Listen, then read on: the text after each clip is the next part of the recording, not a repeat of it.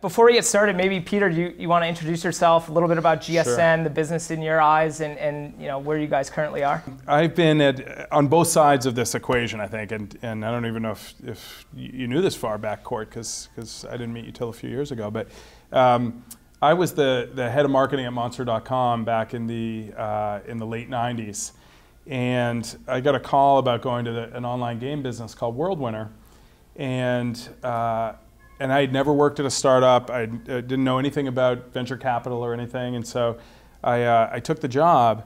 And my thought was, well, I'll give it a year, and if it doesn't work out, I can always find another job. That's not a problem.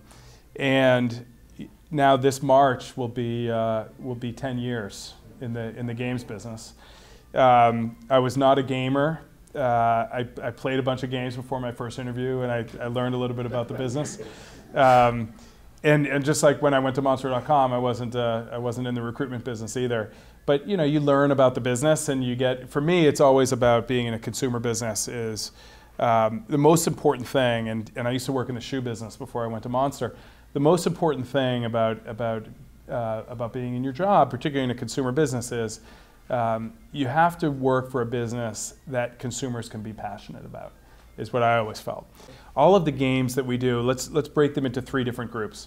So one group would be our original business that Cooper and I were part of called World Winner, that has games with cash entry fees and cash prizes, but the games are based in skill, and so those are skill tournaments.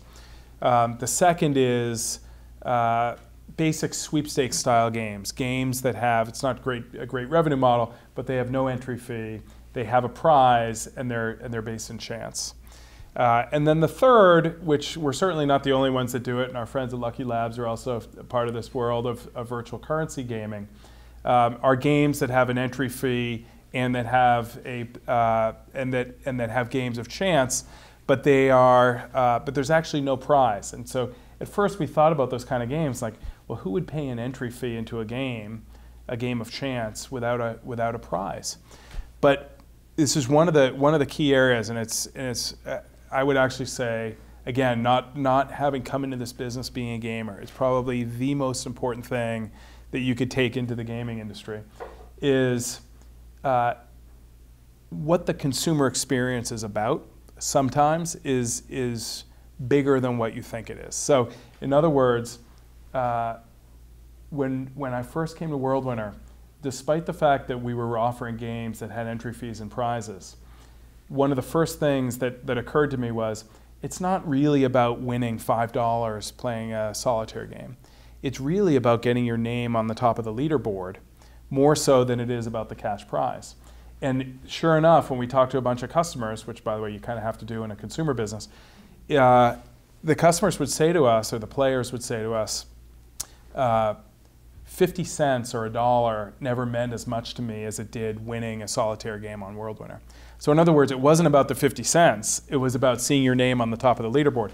So now let's fast forward 10 years, and our dominant revenue stream now is games of chance, slot machines, bingo games, casino-style games of chance, where people will pay for a bunch of tokens, and they'll play the game, they'll win the virtual currency, they'll win tokens, but there's actually no way to redeem the tokens into cash, so therefore there's no real prize. And what it says to me is, if you can make the consumer experience more than just about winning money, if you can make the consumer experience so great that when you win a jackpot in Wheel of Fortune slots, you feel like you've got the world in your hand, then it's not important whether you can cash your tokens out for 50 cents or not. It's about the consumer experience. And I think sometimes the games industry gets a little precious, and they become so much about the game itself and the product itself that they forget about the consumer experience and why the person is there in the first place playing the game. And so that's really, for us, that's what our games are all about. They're all about the winning experience, and they're all about satisfying that need that players have to win. So then what are the barriers to entry for that you guys kind of see as being the hurdles for these young guys to out-innovate you or beat you at this game? There's not a lot. There's not a lot. I mean, I think that business is young enough, the virtual currency business, that the best game wins. Right. I don't think it'll be like that forever. I think businesses naturally migrate to areas. They find things that are defensible about their business. I'm sure these guys are thinking about areas that will make their bingo game more defensible than our bingo game.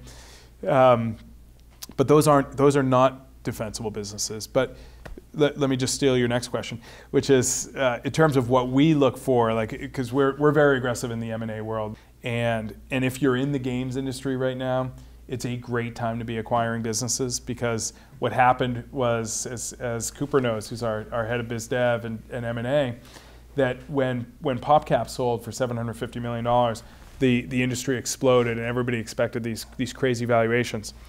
And then Zynga happened, and Zynga spiked up to $14.70 a share, and now they're down in the twos. The valuations have come down, and it's a great time to be a buyer in the games industry. And we're actually very aggressively looking at. So what metrics do you look for? I mean, everybody wants to know, right? So there's really only one metric that matters for us. I shouldn't say one, but there's really one overriding metric that matters for us, which is just how many people do you have playing your games? Because for us, we consider ourselves the experts in how to monetize gameplay. And if we found a company that had a game that was incredibly sticky and had huge numbers of consumers playing it, but wasn't monetizing it very well, we'd say, well, that's great. They've got a great piece of IP that if we start plugging our direct marketing business into their game, that we can monetize the hell out of this game. And so that's the biggest. Certainly having great top line revenue and maybe not a ton of earnings, but great top line revenue helps. Certainly having earnings helps even more. But at some point when you're in the buying mode, like, you're going to pay for earnings, and you don't really want to pay for earnings because you figure, well, we're going to create the earnings. And you don't even really want to pay for top line revenue because you're feeling like, well, we could create the top line revenue. What you want to buy is a great game, a great team, and great talent that can continue to crank out more great games. And you figure we'll figure out how to monetize that business. So I mean, like, what do you look for in an up and coming company where you say, like, hey, maybe they haven't made it yet, but they're on the verge of cracking that code? Like, what are telltale signs to you that you look for? You know, is it the team? Is it obviously you care about users, but like, what other things go into that? It's very similar for us, whether we're going to make a seed investment in a company or whether we're going to buy a company for GSN. It's the team is always first and foremost. So you're not going to buy a business that doesn't have a strong team, because I shouldn't say you're not going to buy it or you're not going to invest in it. You might if you really believed in the space, or you really believed in the technology, or you really believed in the market, but you're certainly going to pay a very low multiple on that business. And so for us, it starts with a team. You want to have a great team that shows that they can scale and they can build great products over and over. And the second piece clearly is the ability to attract and retain customers. I would say both.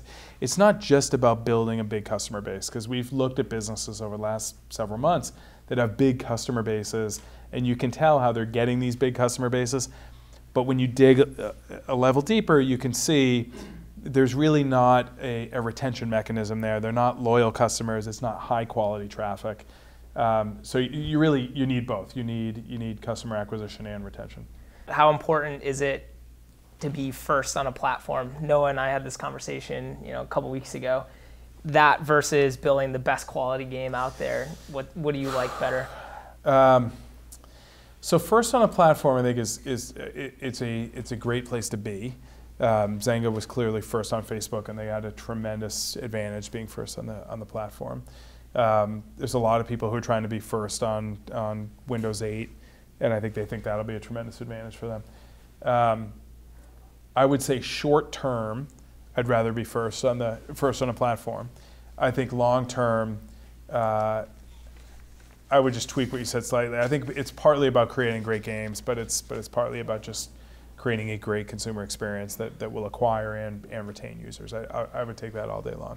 We're investors in a company at Boston Seed called Brass Monkey, and you guys know Brass Monkey at all? killer idea. I mean, the first time I showed our CTO at GSN, Frank Tino, first time I showed him the Brass Monkey app on your mobile phone where you could actually use your phone as a controller on a big screen, he's like, well, that's a Wii killer. Like, why do you need a Wii if you can play the same golf game using your phone and the game's on your phone and you're playing on a big screen and you don't need a console. These things they're here already. And all you need is just greater tablet penetration and mobile phone penetration. It's happening.